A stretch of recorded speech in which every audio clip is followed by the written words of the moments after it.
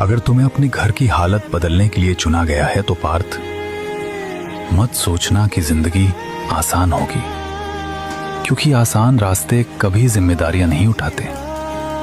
तुम्हारे हिस्से थकान आएगी, खामोशी आएगी और कई बार अकेलापन भी।